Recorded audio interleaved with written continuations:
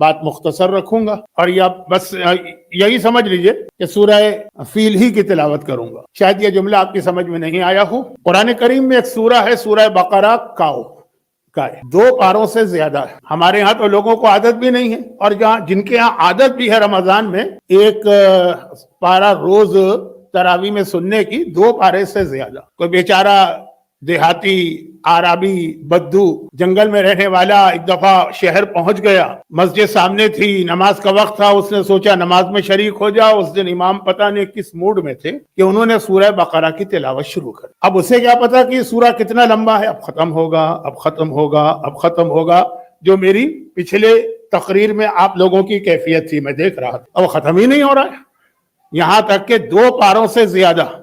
خیر جوں تو کر کے نماز ختم ہوئی, چلا گیا وہ. 1-2 مہینے کے بعد پھر وہ کسی کام سے شہر میں آیا, نماز کا وقت ہے, مسجد سامنے, چلو نماز میں شریک ہو جاؤ. وہ گیا, امام جماعت نے سورہ فیل کی تلاوت شروع. فیل یعنی ہاتھی, ایلیفنٹ. جیسے ہی پہلی آیت انہوں نے پڑھی الم تر کیف فعل ربک باصحاب الفیل, ہاتھی نماز توڑ کے بھاگا کہ جب گائے والا سورہ اتنا لمبا تھا کہ میرے 3 گھنٹے گزر گئے, تو آج تو ہاتھی والا سورہ 6 گھنٹے سے کم تو نہیں ہوگا. اور وہ کتنا چھوٹا سورہ. چلیں ہماری فقہ کا تو ایک مسئلہ ہے کہ اس کے بعد سورہ قریش کو ملا کے پڑھنا ہے, لیکن وہ بھی کتنا. تو انشاءاللہ آج سورہ فیل ہی کی تلاوت کروں گا, یعنی بہت ہی مختصر بات کو رکھوں گا, صرف پچھلی تقریر سے ربط دیتے ہوئے کہ شب جمعہ اپنی موت کو یاد کرنا, جو دنیا سے گزر چکے ہیں جا چکے ہیں ان کی موت کو یاد کرنا, اور پھر اگر مناسبت ہو جائے کسی برادر محترم کے چہلم کے مجلس ہو, جیسے آج میری اطلاع کے مطابق ایسا ہی ہے, تو اور زیادہ موت کو یاد کرنا ہے. مگر یاد کرنے سے مطلب کیا ہے؟ اس کے لیے میں نے سورہ بقرہ کی اس آیت کی تلاوت کی. اگرچہ آیت حج کے حوالے سے آئی, لیکن پیغام اپنی جگہ مکمل کہ سامان سفر جمع کرو. موت کو یاد کرنا صرف یہ نہیں ہے کہ موت کا بیان سن لیا تو موت کو یاد کر لیا, یا ایک سورہ فاتحہ پڑھ لی تو موت کو یاد کر لیا, یا مرنے والوں کے نام ذہن میں آ گئے تو موت کو یاد کر لیا. وَتَزَوِّدُوا زاد راہ, سامان سفر جمع کرو. اور پھر قرآن نے کہہ دیا کہ یہ بھی یاد رکھو کہ جس سفر کی بات ہو رہی ہے اس میں کیا سامان کام آئے. اب جیسے میرا سفر شروع ہونے والا ہے اگلے ہی ہفتے, اب جو سفر ہو رہا ہے اس کے اعتبار سے سامان جمع کر رہا ہوں. عمرے پہ جانا ہے اس کا سامان الگ, انگلینڈ جانا ہے فاطمیہ مجلس کے لیے اس کا سامان الگ, وہاں کا ویدر. لاہور جانا ہے پہلی فاطمیہ, وہاں کا سامان الگ. تو الگ الگ سامان کے کہاں کیا ویدر ہے, کس چیز کی ضرورت ہے, عمرے پہ احرام چاہیے ہے. تو جہاں جس جگہ کا انسان ارادہ کرتا ہے اس کے اعتبار سے سامان کو جمع کیا کرتا ہے. قرآن نے کہا کہ سامان سفر جمع کرو, لیکن یاد رکھو یہ جس سفر کی بات ہو رہی اور جس سامان کی بات ہو رہی ہے فَإِنَّ خَيْرَ زَادِ التَّقْوَى, اس سفر میں کام آنے والے سامان کا نام ہے تقوی. وَاتَّقُونِ يَا أُولِي الْأَلْبَابِ, اے عقل رکھنے والوں مجھ سے ڈرتے رہنا. تو یہ موت کو یاد کرنے کا مطلب یہ ہے کہ آدمی اس سفر کی تیاری کرے, سامان کو جمع کر کے. اب ایک واقعہ ایسا جو کئی ائمہ کے حوالے سے نقل ہوا لیکن مختلف انداز کے ساتھ, جو زیادہ مشہور محلہ ابن خنیس کی روایت پڑھی جاتی ہے, اس میں امام نے یہ فرمایا کہ میں نمک بھی ساتھ میں رکھتا. میں صرف اس لیے اشارہ کر رہا ہوں کہ مجھے معلوم کہ یہ 3-4 اماموں کا واقعہ ہے, تو جو میں پڑھ رہا ہوں یہ دوسرا واقعہ. رات کا وقت ہے, بارش کا موسم ہے.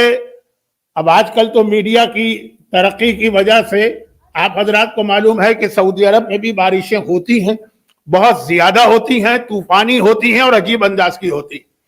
مدینہ منورہ رات کا وقت ہے اور سردی کا موسم اور بارش بھی ہو رہی. کوئی انتہائی ضروری کام پیش آیا تھا کہ امام کا ایک صحابی اپنے گھر سے باہر نکلا آدھی رات کے وقت. اس موسم میں, جو موسم میں ابھی بیان کر رہا تھا, اس میں تو شاید ہمارے شہروں میں, آج کے شہروں میں بھی لوگ سڑکوں پہ نظر نہ آئے, کہاں وہ 1400 سال پہلے. اب وہ یہ سمجھ رہا تھا کہ کوئی نہیں ہوگا, لیکن اس نے دیکھا کہ میرے آگے آگے کوئی جا رہا, اور جب وہ قریب پہنچا تو اس نے پہچان لیا کہ یہ ہمارے چوتھے امام, امام زین العابدین علیہ الصلوۃ والسلام.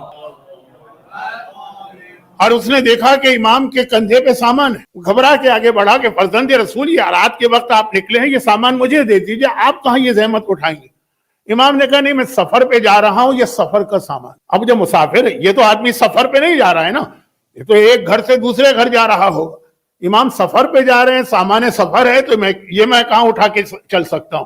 پتہ نہیں امام مکے جا رہے ہیں کہ طائف جا رہے ہیں کہ جمبو جا رہے ہیں کہ کہاں جا رہے ہیں، ختم ہو گئی بات۔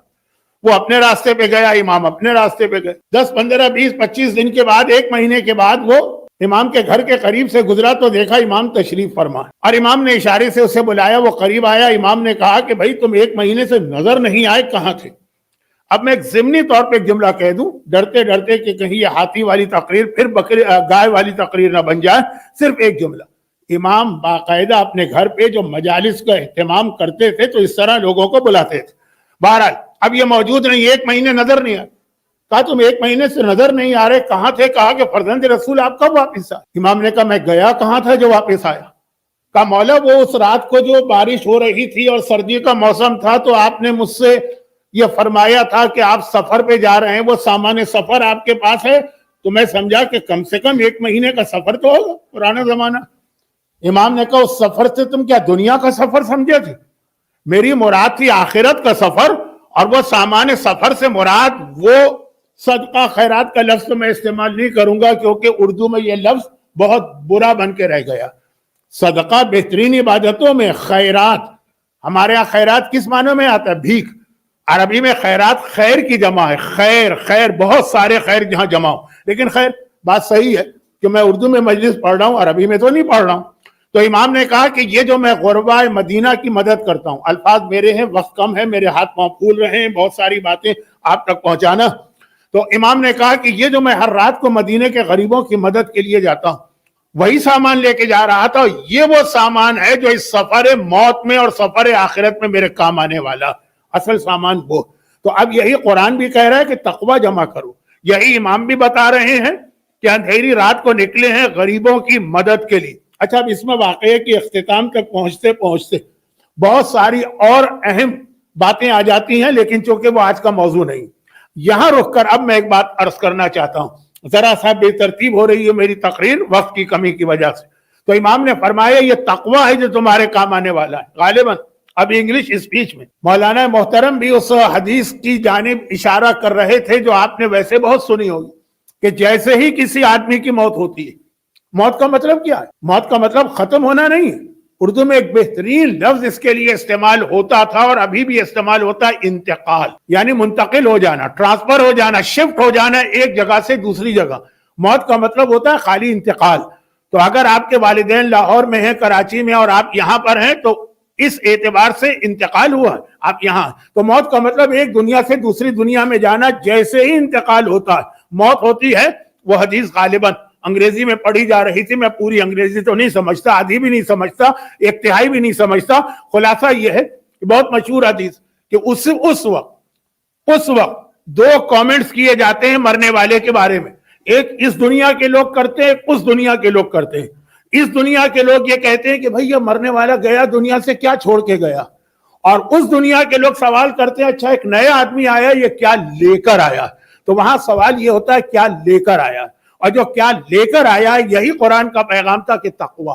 مولا کی مشہور حدیث ہے لیکن میں اس وقت پڑھ نہیں سکتا، وقت بہت کم رہ گیا۔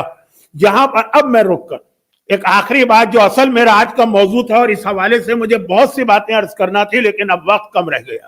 ایک حدیث، سامان لے کے جانا، جیسے ہی دنیا سے آپ رخصت ہوں گے اس دنیا کے باشندے، وہ ملائکہ ہیں، فرشتے ہیں، جو بھی ہیں، وہ سوال کریں گے لے کے کیا آیا، اس کے پاس کیا؟ تو اب یہ لے کر آپ جائیں گے تو اس کے اندر سب سے اہم چیز کیا ہے؟ یہ حدیث میں نے اپنے کانوں سے سنی، کتاب میں تو بہت بعد میں پڑھی ہے لیکن اپنے کانوں سے سنی ہے۔ اس وقت کے مراجع میں سے ایک آیت اللہ العظمیٰ آغا ناصر مکارم شیرازی سے ماہ رمضان کی تقریر وہ کر رہے تھے، تفسیر قرآن، قم میں جو مسجد جامع مشہور مسجد، وہاں پہ درس تفسیر دے رہے تھے۔ یہ حدیث میں نے خود سنی ان سے، اس وقت تو میں طالب علم تھا، اور اس کے بعد پھر یہ کتاب میں بھی پڑھی، اور ایسا پڑھی کہ اس پر میں نے پورے اشرے پڑھے ہیں، اس وقت بہت مختصر۔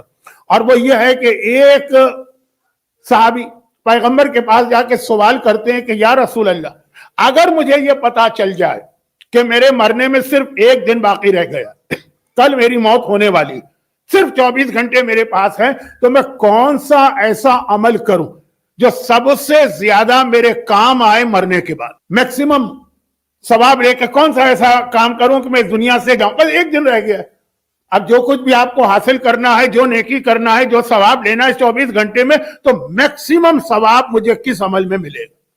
یہاں ایک بات یہ عرض کر دوں، یہ بھی غالباً انگلش اسپیچ کے آخر میں بات آ رہی تھی، اور وہ یہ ہے کہ جب کسی کی موت قریب آ جائے، ویسے تو کچھ نہیں کہہ سکتے کہ کون آدمی مرے گا. کتنے ہی واقعات ہیں کہ جس کو کل مر جانا چاہیے ڈاکٹروں کے حساب سے یا دنیاوی اعتبار سے، وہ 10 سال جی جاتا ہے. جو ابھی سپر فٹ ہے وہ آدھے گھنٹے میں مر جاتا ہے. لیکن پھر بھی ایک چیز ہے شریعت میں ہے کہ جب آثار موت نظر آئیں تو توبہ واجب ہو جاتی ہے. اور توبہ وہ نہیں کہ استغفر اللہ، نمازیں قضا ہیں تو نمازیں، اور روزے ہیں تو روزے، اور مالی واجبات ہیں تو مالی واجبات. وقت کم ہے، باتیں زیادہ ہیں، میں اور گھبرائے جا رہا ہوں. تو خلاصہ یہ ہے کہ وہ اپنی جگہ میکسیمم ثواب لے کے جاؤں. کیا کروں؟ مصلی بچھا کے بیٹھ جاؤں، نمازیں فوراً ہی مثلاً قرآن لے کے بیٹھ جاؤں، جتنا زیادہ قرآن پڑھ کے جا سکتا ہوں فوراً. مثلاً گجراتی کے لوگ ہیں، گجراتی جاننے والا تو کوئی نہیں ہے سوائے ایک صاحب کے، تو مجموعہ لے کے بیٹھ جاؤں، یا پاکستان میں تحفۃ العوام لے کے بیٹھ جاؤں، یا آج کی دنیا میں مفاتی، جتنی دعائیں پڑھ سکتا ہوں میکسیمم ثواب. اب یہ ساری اچھی چیزیں، میں ان کا مذاق نہیں اڑا رہا ہوں، لیکن پیغمبر سے سوال کیا گیا کہ سب سے زیادہ جو ہمارے کام آنے والا عمل، پیغمبر کا جواب کیا تھا؟ کہا جتنا زیادہ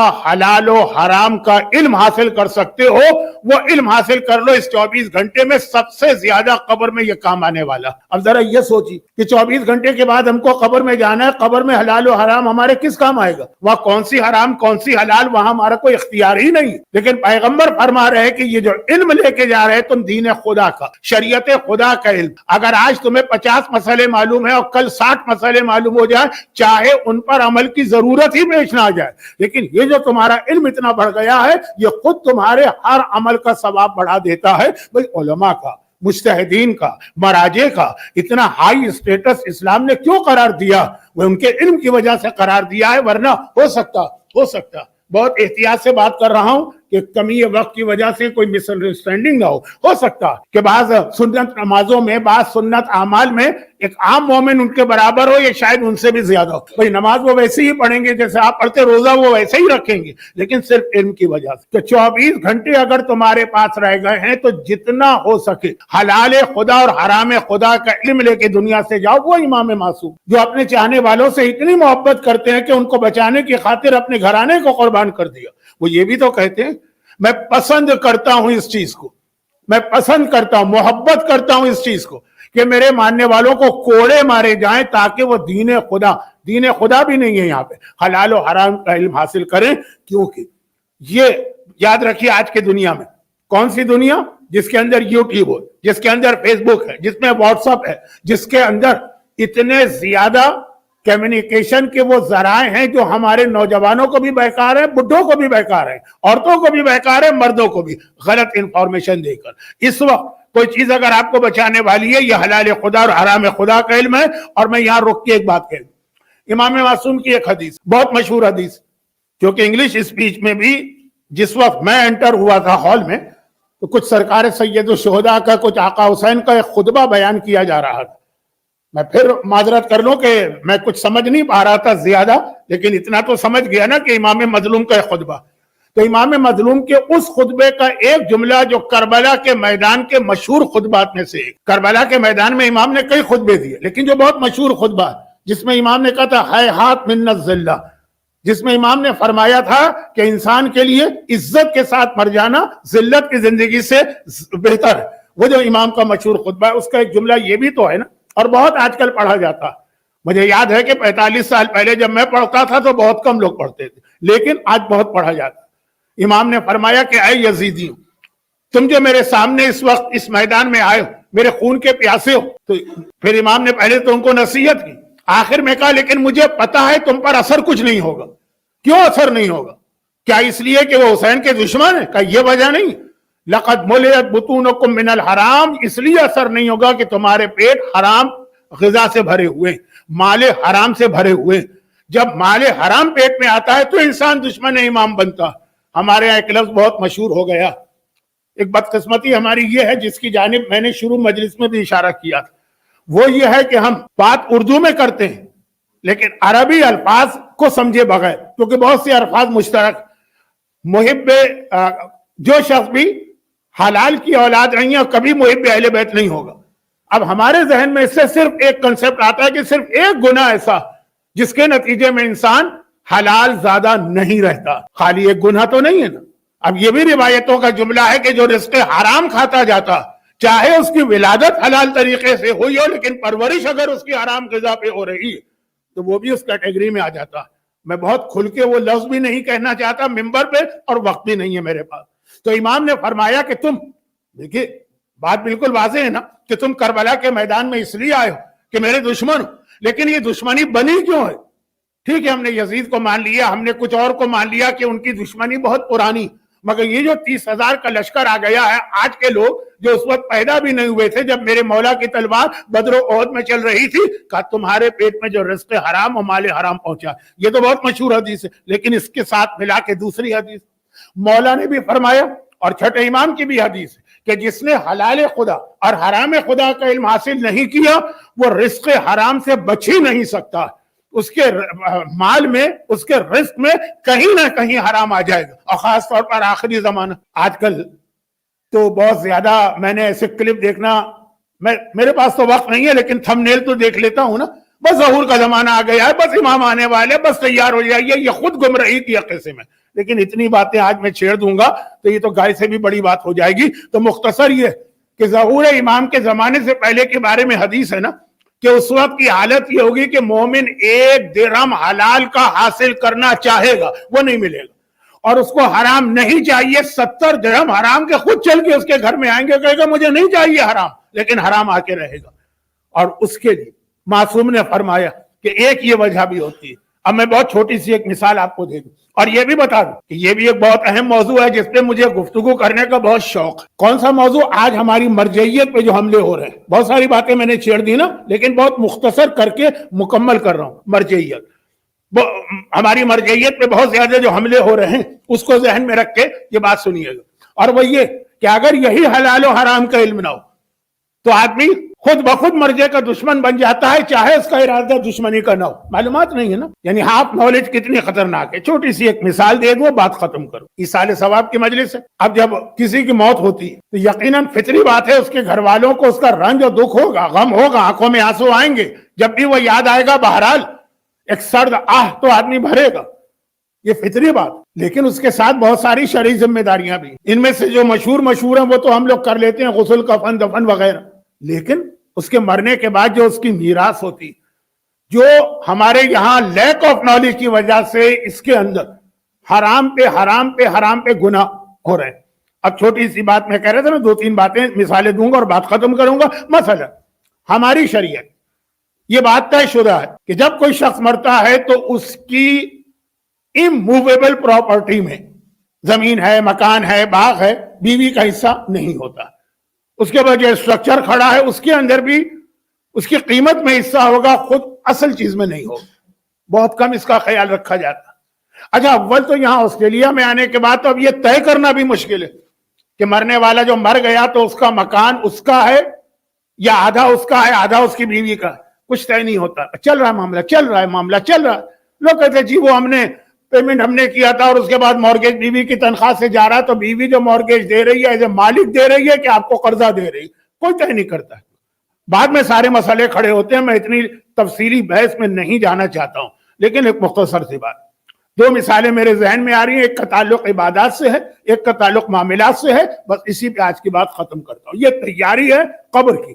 سب سے زیادہ کام آنے والی چیز یہی. خوارج کتنا بڑا فتنہ ہے کہ آج کل تو پاکستان میں آفیشلی ان کا نام طالبان اور داعش وغیرہ کا نام فتنۃ الخوارج رکھا گیا. کتنے متقی تھے, کتنے پرہیزگار تھے. ظاہری تقوی, ان کی نمازیں دیکھیے, ان کی تلاوت قرآن دیکھیے, ان کی داڑیاں دیکھیے, ان کے لباس دیکھیے. اور اس کے بعد ان کا دشمن واحد گروہ ہے جس کا یہ عقیدہ ہے کہ علی کے خلاف تلوار نکال کے علی کو قتل کرنا واجب ہے, اور یہی ابن ملجم نے بعد میں کیا, وہ بھی خارجی. تو اب یہ کیا ہوتا ہے, لیک آف نالج یا ہاف نالج. خارجی تو خیر بہت بڑی چیز ہے. چھوٹی سی 2 مثالیں دے. دونوں مثالیں مجھ پر گزری ہوئی ہیں. ایک میرے سامنے کی بات ہے, ایک کے اندر میں خود انوالو. پہلے ایک دنیاوی مثال دے دوں. ابھی آج کل آپ جائیے یوٹیوب کے اوپر تو جو کڈنی کے پیشنٹ ہیں, خاص طور پہ جو ڈائبیٹک پیشنٹ ہیں جن کی کڈنی خراب ہوتی ہے, تو ایک ایسی دوا نکلی ہے کہ اکارڈینا اس کا نام ہے. کہیں اس کے کلپ بنے ہوئے ہیں نیفرولوجسٹ کے, میجک ٹیبلٹ, کہیں پہ ہے میریکل ٹیبلٹ کا. یہ کڈنی پروٹیکشن کے لیے بہترین میجک. میریکل یہ عام آدمی نہیں کہہ رہا، یہ یوٹیوب پر ایک کیمرہ لے کے بیٹھنے والے عام لوگ نہیں کہہ رہے، نیفرولوجسٹ مانے ہوئے، میرے سامنے کی بات. اور وہ یہ ہے کہ ایک پیشنٹ کو دیا، دوسرے کو منع کیا. میں بھی نیفرولوجسٹ کے پاس جاتا ہوں. ایک کو کہا کہ تم استعمال کرو، تمہارے لیے میجک ہے، دوسرے کو منع کیا. میں نے ریزن پوچھا، وہ دو میں سے ایک میں بھی تھا. اب میں نہیں بتا رہا ہوں میں اس والے میں تھا یا اس والے میں. کہا جب دوا ہے کڈنی کے، دونوں کی کڈنی خراب ہو رہی ہے ڈائبٹک کی وجہ سے. انہوں نے کہا نہیں، اس کا EGFR بلو 30 ہے، اس کے لیے یہ بہترین ہے. اس کا EGFR بلو نہیں ابو 30 ہے، بہترین ہے. اس کا بلو 30 ہے، اس کے لیے بہت نقصان. اب یہ کہ دو آدمیوں کو دیکھیے، ایک جیسی بیماری ہے، ایک جیسے پرابلم ہے، کس کو پتا ہے کہ اس کا EGFR کیا؟ کہا جب تک کہ یہ معلومات نہ ہو، ایک ہی دوائی کے لیے فائدہ مند ہے، دوسرے کے لیے نقصان دہ. پوٹیشیم بہت بڑھ جاتا. اب میرے سامنے کی بات، ایک مومن رضویہ کی مسجد میں نماز پڑھ رہے تھے اور ان کے ساتھ ان کے کوئی بہت ہی اچھے دوست بیٹھے تھے. انہوں نے نماز پڑھی، نماز ختم کی تو دوست نے کہا کہ تم یہ نماز دوبارہ پڑھو. اچھا کیوں دوبارہ پڑھو؟ کہا کہ تم نے جو تھا، تمہیں خیال نہیں رہا ہوگا، تم نے تیسری رکعت میں 2 دفعہ رکوع کر لیا. بھول جاتا ہے آدمی، 2 دفعہ رکوع کر لیا. تو اس نے کہا میں نے بھولے سے کیا ہوگا، جان بوجھ کے تو نہیں کر سکتا ہوں. بھولے سے کیا ہے تو یہ تو معاف ہے. تو اس نے کہا نہیں، یہ رکوع تو ایسی غلطی ہے اگر ڈبل ہو جائے تو بھول میں بھی معاف نہیں، یہ نماز کا رکن ہے. دیکھیے یہ واجبات کے مسئلے ہیں جو ہمارے بچے، بڑے، بوڑھے، جوان، عورتیں، مرد سب کو معلوم ہونا چاہیے. اب وہ جو نماز پڑھنے والا تھا، میں اس وقت بہت چھوٹا تھا، لیکن اتنا چھوٹا بھی نہیں تھا کہ بات نہ سمجھ پاتا. 14-15 سال ہو. وہ جو جن کی نماز غلط تھی، جنہوں نے 2 رکوع کیے، انہوں نے کہا نہیں کیے ہوں گے میں نے، تم جھوٹ نہیں بول رہے ہو، لیکن بھول تھی. اس نے کہا نہیں، یہ بھول میں بھی معاف نہیں. کہا نہیں، میں نے پچھلے ہفتے ہی مولانا عادل صاحب سے، جو وہاں کے ریگولر پیش نماز سے بہت مشہور شخص ہے، ان سے پوچھا تھا، انہوں نے کہا تمہاری نماز صحیح. اچھا اب جو علماء دشمن تھے وہ تو شروع ہو گئے کہ مولویوں کو تک ہم ہی یہی نا، کبھی حلال کبھی حرام، کبھی صحیح کبھی غلط. لیکن یہ دونوں میرے سامنے اٹھ کے گئے مولانا کے پاس اور ان سے کہا کہ دیکھیں یہ رکوع 2 ہو گئے بھولے سے. تو انہوں نے کہا نماز دوبارہ پڑھنا. تو جس کی نماز غلط تھی اس نے مولانا سے کہا لیکن آپ کو یاد نہیں، میں نے پچھلے ہفتے آپ سے مسئلہ پوچھا تھا تو آپ نے کہا تھا کہ نہیں تمہاری نماز صحیح. کہا تم نے کیا پوچھا تھا؟ کہا میں نے یہ پوچھا تھا کہ میں آپ کے پیچھے جماعت پڑھ رہا تھا، آپ رکوع میں گئے تھے، میں سمجھا کہ آپ رکوع سے کھڑے ہو گئے، میں بھی کھڑا ہو گیا، میں نے دیکھا آپ ابھی تک رکوع میں دوبارہ چلا گیا. 2 رکوع کیے میں نے. بعد میں نے آپ سے پوچھا کہ اس طرح میرے ڈبل رکوع ہو گئے، آپ نے کہا نماز تمہاری بالکل درست. اب مولانا کیا جواب دیں گے جو آپ میں سے مسئلہ جاننے والا ہر آدمی جانتا ہے؟ کہا دونوں بات صحیح تھی. فرادہ نماز میں ڈبل رکوع ہو جائے تو غلط ہے نماز. جماعت میں اگر اس غلط فہمی میں کہ شاید امام رکوع سے کھڑا ہو گیا، تم نے سر اٹھا لیا، دیکھا اسٹل امام رکوع میں، دوبارہ چلے جاؤ، یہ بالکل معاف ہے. اب نماز ہے کہ کہنے والا بحث کرے گا نا کہ بھائی نماز تو نماز ہوتی ہے، نماز تو ایک چیز ہوتی ہے. ایک اسی عالم نے پچھلے ہفتے کچھ اور مسئلہ بتایا، اس ہفتے کچھ اور بتایا. اچھا اب یہ تو میری آنکھوں کے سامنے کی بات ہے کہ نہیں، خالی اتنا سن لینا کافی نہیں ہے کہ ڈبل رکوع سے نماز غلط ہے، اس کے اندر تفصیل بھی. اچھا اب یہ تفصیل نہیں پتا تھی تو نتیجہ کیا نکلا؟ ان عالم اور ان عالم کے حوالے سے تمام علماء کی توہین. ارے مولویوں کو تو کام ہی یہی ہے، جو دل چاہتا ہے وہ حق دیتے. ایک واقعہ میرے ساتھ پیش آیا، سن لیجیے اور بات ختم کرو. اور وہ یہ ہے کہ اب بہت اہم، بہت سینسیٹیو لیکن بہت ضروری موضوع، میں اس موضوع پہ بات نہیں کر رہا ہوں. یہ تو گائے سے بڑھ کے زرافے جیسی حدیث مجلس ہو رہی، لمبی ہوتی چلی جا رہی ہے. وہ یہ تھا کہ طلاق نہیں ہونی چاہیے. جو میلبرن میں طلاق کو ایک کھیل بنا لیا گیا ہے، میلبرن کیا پوری ویسٹرن کنٹریز، اور ویسٹرن کنٹریز کے اب تو پاکستان، انڈیا بھی اس سے محفوظ نہیں. اب یہ ایک الگ موضوع ہے، اتنا اہم موضوع ہے کہ 5 منٹ 7 منٹ میں تو اس کا حق ہی ادا نہیں ہوگا اور غلط فہمی ہوگی. بہرحال نہیں ہونی چاہیے. لیکن اسلام نے طلاق کو کیوں جائز رکھا؟ کرسچینٹی کی طرح کیوں نہ کہا کہ اچھی حالات ہو کہ برے حالات ہو، موت ہی ہم کو ایک دوسرے سے الگ کر سکتی ہے، موت تک ایک ساتھ رہنا. ان کے نکاح میں غالباً یہی جملہ پڑھا جاتا ہے. کیوں اسلام نے یہ جملہ نہیں کہا کہ بہرحال ایکسٹریم کیس میں جا کے اس کی اجازت ہے، بلکہ کبھی کبھار تو تقریباً واجب ہو جاتی، جو حاکم شرع مجتہد کو بھی اختیار ہوتا ہے طلاق دینے کا. لیکن بات کہیں اور جا رہی ہے. اچھا اب یہ ہے کہ جب طلاق ہوتی ہے تو اس کے بعد یہ جب علیحدگی ہوتی ہے تو جس شوہر نے سامان بیوی کو دیا یا شوہر کے گھر والوں نے بری اور کچھ بیوی نے جو شوہر جہیز وہیز لے کے آئی، اب اس کی بھی تقسیم ہونی چاہیے شرعاً. یہ تو وہی بات ہو رہی ہے نا جو ابھی میں عرض کر رہا تھا کہ مال حرام اور رزق حرام قبر میں سب سے زیادہ عذاب لانے والے گناہوں میں سے مال حرام، رزق حرام. آپ کی गर्दन के ऊपर किसी का हक बाकी और माली एतबार। अब लाइलमी देखिए, अच्छा हुआ यह था कि एक केस मेरे पास भी आया। अब ये बात हो रही है कि जब मैं बड़ा हो चुका था, जवान हो चुका था, वो पहली वाली बात थी कि मैं 14-15 साल का था, ये बड़ा हो गया, केस आया।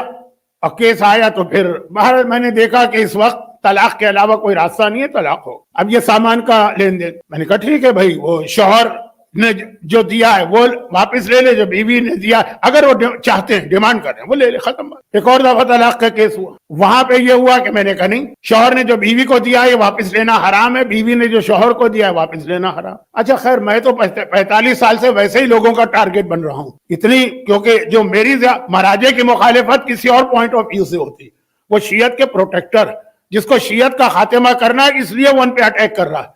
लेकिन हमारी मुखालिफत तो क्यों होती?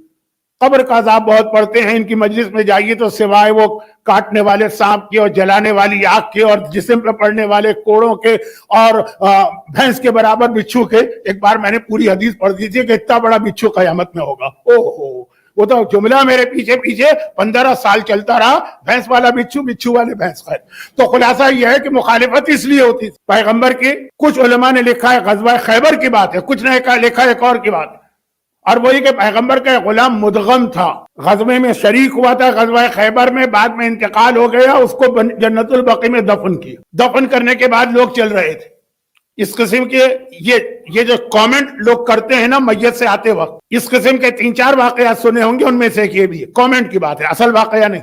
अब आ रहे थे, लोगों ने कहा मरने वाला कितना खुशकिस्मत, पैगंबर का सहाबी भी बकी में दफन हुआ है, पैगंबर ने इसके दफन में हिस्सा लिया, गज़वा खैबर का मुजाहिद है, उसमें हिस्सा लिया, इस वक्त वो जन्नत में होगा।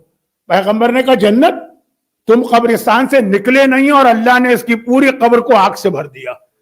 ये पैगंबर की हदीस है, ये मेरा जुमला नहीं, आग से भर दिया। लोगों ने कहा या रसूल अल्लाह वो क्यों? कहा कि गज़वा खैबर के बाद जब माल गनीमत जमा हो रहा था तो तरीका ये ना कि सारा माल गनीमत एक जगह ला के रखो, फिर पैगंबर तकसीम करेंगे। एक चादर इसको इतनी पसंद आ गई थी कि वो उसने चुपके से अपने पास रख ली थी, वो उसने लाके जमा नहीं कराई थी। माल गनीमत किसी एक का हक नहीं है, सारे मुसलमानों का हक। जैसे खुम्स किसी एक का हक नहीं है, वो सारे अहले बैत का हक है। खुम्स का $1 आप लोग रोकते हैं, पूरे अहले बैत पे जुल्म करते हैं, बल्कि उनका माल गस्ब करते हैं। खैर, इस मौजू पे बहुत मजलिस होती हैं, आप सुन। पैगंबर ने फरमाया या रसूल अल्लाह आपका गुलाम? कहा कि नहीं, ये अपनी गर्दन के ऊपर माल हराम का वबाल लेकर गया, इसकी सारी बाकी इबादतों और नेकियों का सवाब बाद में मिलेगा, इसकी सजा इसको बर्दाश्त करना पड़ेगी। तो खुलासा ये कि अब जो अज़ाब कब्र की वजह से लोग मेरे मुखालिफ थे, अब उनको एक मौका मिल गया। 2 अलग अलग फैमिलीज में तलाक का केस हुआ, लेकिन केस सिमिलर था, दोनों जगह तलाक। शौहर ने बीवी से जब खत्म हो गया झगड़ा, तो अब हम लोग तो जरा सा चाहते हैं कि तलाक हो गई, ताल्लुकात तो रहना ठीक है, इसको वापस सामान चाहिए दे दो, उसको चाहिए दे दो। जहां मैंने कहा दे दो, वहां का हराम। वाह, ये मौलाना लोग जो दिल चाहे कभी हलाल, ये इनका जानने वाला होगा तो कहा ले लो, वो जानने वाला नहीं होगा कहा रोक दो। आके पूछ लेते, किसी ने पूछ लिया तो मैंने मसला बता दिया। और ये आपको इसलिए बता रहा हूं कि ये हलाल और हराम का इल्म इस्लाम में इसलिए इतना अहम है। जब आप किसी को गिफ्ट देते हैं, बहुत मुख्तसर कर रहा हूं इसलिए कि आधा घंटा तो हो गया, मुख्तसर कहते कहते मैंने आधा घंटा ले लिया, और अभी मसाइब का वक्त बाकी है 4-5 मिनट, तो बस आखिरी जुमले। अब देखिए, एक शरई मसला, शरई मसला यह है कि अगर आप किसी को गिफ्ट दें, तो जब आपने गिफ्ट दे दिया तो क्या ये अब वापस लेना हराम और गुनाह है, या आप अपना गिफ्ट वापस मांग सकते हैं? मैंने मिसाल वो दी है जो हमारे यहाँ पेश आती है। शौहर जो बीवी को शादी के मौके पे शौहर और उसकी तमाम फैमिली मिला लीजिए, वो जो देता वो गिफ्ट होता, और बीवी जो लेकर आती है जहेज वगैरह वो भी गिफ्ट होता। इसको शरन गिफ्ट कहेंगे, हिबा। क्या वापसी का हक है? अब तलाक न भी हो तब भी एक मसला, आम जिंदगी का मसला। आपने किसी को बर्थडे पे गिफ्ट दिया, आपने किसी को उसकी शादी पे गिफ्ट दिया, आपने वैसे इम्तिहान में पास होने पे किसी को गिफ्ट दिया, क्या वापस ले सकते? तो शरई मसला है कि 4 मौकों पे वापस लेना हराम, इसके अलावा जायज। नंबर 1, अगर आपने किसी को सिर्फ सवाब की नीयत से दिया कि वह इसलिए दे रहे हैं कि हमें सवाब मिलेगा, वो गिफ्ट आप वापस नहीं ले सकते। अब यहां भी वही बात होगी, उलमा को अमूमन लोग जाकिरीन को, उलमा को, नुहा खान को जो गिफ्ट देते हैं वो सवाब की नीयत से देते हैं आमतौर पर। अब आजकल ये यूट्यूब और व्हाट्सएप का तो चक्कर ही बदल गया है, हर चीज का क्लिप बन के दिखाया जाता है, वो अलग बात कि जी वो फला साहब को फर्स्ट क्लास के अंदर किसी ने कराची से न्यूयॉर्क में बुलाया था, और उन साहब का छिचोरापन भी देखिए कि वो उसकी सारे क्लिप पे क्लिप होंगे। खैर, तो खुलासा ये کہ ویسے طریقہ یہی ہے کہ علماء کو جو ثواب کی نیت سے دیتے ہیں. ہم نے کہا ان کو آپ نے دیا واپس نہیں لیں گے. واہ, غیر مولوی کو دیا تو مولانا کہہ رہے ہیں واپس لے سکتے ہو, اور اپنے جس کو پاکستان میں کہتے ہیں اپنے پیٹی بھائی کو دیا, اپنے ہی فیلڈ کے آدمی کو دکان نہیں لے سکتے. لیکن مسئلہ اس کا نہیں, مسئلہ یہ جس کو ثواب کی نیت سے آپ نے دیا ثواب کے لیے, وہ گفٹ واپس لینا حرام ہے. ٹھیک ہے, نمبر 1. نمبر 2, ایسا گفٹ واپس لینا بھی حرام ہے کہ جس نے گفٹ لینے کے بعد اس میں تبدیلی کر دی. اب اس کی مثالوں پہ مثالیں ہیں, دلچسپ مسئلے ہیں, لیکن یہ چہلم کی مجلس اس کے لیے مناسب نہیں. مثالیں ہیں, اگر اس نے اس میں ایسی تبدیلی کر دی ہے کہ چیز ختم ہو گئی. اب مثلا آغا سیستانی جملہ لکھتے ہیں کہ آپ نے کسی کو ایک کپڑا گفٹ دیا, اس نے اس کا رنگ چینج کرا دیا, واپس لے سکتے. اس نے اس کو کاٹ لیا, چاہے ابھی اپنے لیے سلوایا نہ ہو, کٹنگ کر دی, واپس نہیں لے سکتے. کسی کو آٹا آپ نے دیا, اس نے اس کی روٹی پکا لی, آپ کہیں گے وہی بات ہے بھئی آٹا ہے کہ روٹی لاؤ, روٹی دے دو. نہیں, تو تبدیلی کر دی ہے تو واپس نہیں لے سکتے. 2 چھوڑے. تیسری بات, وہ گفٹ بھی واپس نہیں لے سکتے جس میں آپ نے اس کو دیا, اس نے بدلے میں آپ کو دیا. یعنی جو ادلے بدلے کے گفٹ ہوتا ہے, چاہے دونوں کی ویلیو میں زمین و آسمان کا فرق ہو. یہ جملہ بھی میں آغا سیستانی کا کوٹ کر رہا ہوں, گھر کے سارے مراجع کا ہے کہ مثلا آپ نے گفٹ دیا ہے اس کو $1 ملین, اس نے اس کے بدلے میں آپ کو 2 رومال دیے. جیسے پاکستان میں آج کل خواتین میں بہت ہوتا ہے, مرنے والے کے لیے گئے و فاتحہ خانی کے لیے قرآن کا سورہ پڑھنا واجب تو نہیں ہم پہ پڑھنا. قرآن خوانی ہوتی ہے ایک سورہ سب کو دے دیا پڑھو, ہم سے نہیں پڑھا, ہم نے صرف 2 پیج پڑھے اور اس کے بعد چھوڑ دیا قرآن, کوئی گناہ تو نہیں کیا. لیکن اب پاکستان میں کچھ عورتیں بہت مسئلہ جاننے لگی ہیں, وہ ساتھ میں رومال بھی دے دیتی. تو اب جو اس کے اندر آپ کا وعدہ ہے آپ کو پورا کرنا پڑے گا, میں ڈیٹیل میں نہیں جا رہا ہوں. تیسرا ہے جس میں ادلا بدلا, انشورنس اسی میں آتا اکثر مراجع کے نزدیک. چوتھی چیز, اگر بلڈ ریلیٹو کو آپ نے گفٹ دیا, بلڈ ریلیٹو کو, ابن کانا اور امن اور ولدن اور اخن, چاہے باپ ہو چاہے ماں ہو چاہے اولاد ہو چاہے بھائی ہو چاہے کزن ہو, بلڈ ریلیٹو کو گفٹ دیا ہے وہ واپس نہیں لے سکتے, چاہے وہ ایز اٹ از رکھا. لاسٹ سنٹنس, مجلس کا نہیں مسئلے کا, لاسٹ سنٹنس. شوہر بیوی کس کیٹیگری میں آتے ہیں؟ باقاعدہ یہ مراجع سوال کرتے ہیں. بلڈ ریلیٹو کا گفٹ واپس نہیں ہوگا, جو بلڈ ریلیٹو نہیں ہے اس کا گفٹ واپس کر سکتے ہیں اگر وہ پہلی 3 کیٹیگری میں نہیں, ایز اٹ از رکھا ہوا. شوہر اور بیوی کس میں آتے ہیں, اس میں مراجع میں اختلاف ہے, یہ مسئلہ یاد رکھیے. مرجع بدلنے سے مسئلہ بھی بدل جائے گا, لیکن فی الحال جو ہمارے جتنے مشہور مراجع ہیں آج کے اور آج سے پہلے والی جنریشن, آغا خود اور امام خمینی والے, وہ کہتے ہیں شوہر اور بیوی اجنبی کے حکم میں آتے ہیں. یعنی وہ ایک دوسرے کو جو گفٹ دیں گے نا وہ واپس لیا جا سکتا ہے, بلڈ ریلیٹو نہیں. اب آئیے 2 کیس. پہلا کیس جو طلاق کا تھا, ان میں آپس میں کوئی رشتہ نہیں تھا, بھئی شادی ہو گئی, رشتہ بن گیا, تو چنانچہ جب رشتہ ٹوٹا تو گفٹ واپس ہو سکتے. دوسرا جو شادی وہ تھی فرسٹ کزن میں, وہ کزن بھی تھی اس کی, وہ بیوی اس کی کزن بھی تھی, بیوی تو بعد میں بنی, کزن پہلے تھی. چنانچہ شوہر اور بیوی کی وجہ سے تو وہ واپس لے سکتے تھے, لیکن کزن جو کہ بلڈ ریلیٹو ہو گئے واپس نہیں لے سکتے تھے. تو وہ بھی صحیح تھا, یہ بھی صحیح تھا, لیکن ایک عام آدمی کیا کرے گا جی. مولانا نے طلاق کے 2 مسئلوں میں دخل دیا. ایک میں انہوں نے چیزیں واپس لوٹا دی, چھوٹی موٹی چیزیں نہیں ہوتی ہیں, جہیز, بری, سونے کے زیورات, کیا کیا چڑھائے جاتے ہیں, اور ایک میں واپس کروا دی, ایک میں واپس نہیں کروائی. جو واپس نہیں کروائی وہاں کوئی نہ کوئی ان کا انٹرسٹ ہوگا. اچھا, یہ تو میں بہت ہی چھوٹے لیول کی بات کر رہا ہوں. میں کیا ہوں, مراجع کے پاؤں کی خاک. مجتہدین کے خلاف بھی یہیں سے وہ مسئلہ شروع ہوتا کہ جہاں پر ان کے خلاف ذہنوں کو تیار کیا جاتا. عام مومن بیچارے یہ سب بھولے بھالے معصوم سے لوگ, خیر اتنے معصوم, اتنے بھولے بھالے بھی نہ بنے کہ اونٹ اور اونٹنی کا فرق پتہ نہ چل سکے اور جمعے اور بدھ کا فرق پتہ نہ چل سکے, لیکن بعض مومنین اتنے ہی سادہ ہوتے, اس سے دشمن فائدہ اٹھاتا, اور اس کا نقصان آخر میں مرجع کو تو نہیں ہوگا نا, ہم کو ہوگا. وہ ہمیں ڈیفینڈ کر رہا ہے, وہ ہمیں پروٹیکٹ کر رہا ہے, وہ ہمیں بچا رہا ہے. تو خلاصہ یہ کہ بہترین عبادت, افضل ترین عبادت, اور واجب نہیں اوجب, امپورٹنٹ نہیں موسٹ امپورٹنٹ عبادت آج کے زمانے میں ہے کہ جتنا ہو سکے حلال و حرام کا علم حاصل کرے.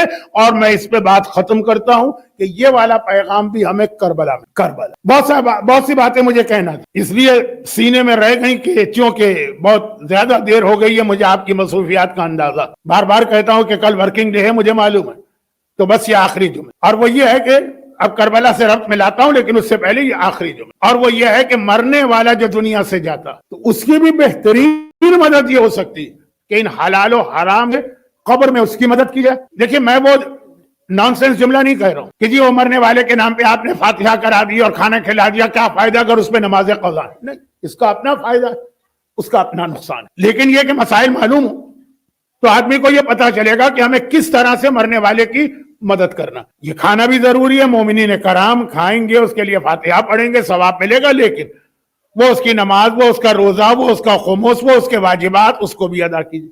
खाली इसी का नाम तो वाजिबात नहीं, उसने किसी का दिल दुखाया है, उसने वालिदैन का हक अदा नहीं किया है, उसने किसी का हक रख लिया है, उसकी अदायगी का इंतजाम करें। जो मैंने पिछली तकरीर में कहा था कि बाप अगर जेल में चला जाए तो बेटा अपना मकान तक बेच के उसको रिहा कराता। तो ये कब होगा? जब आपको सही मानों में हलाल और हराम का इल्म।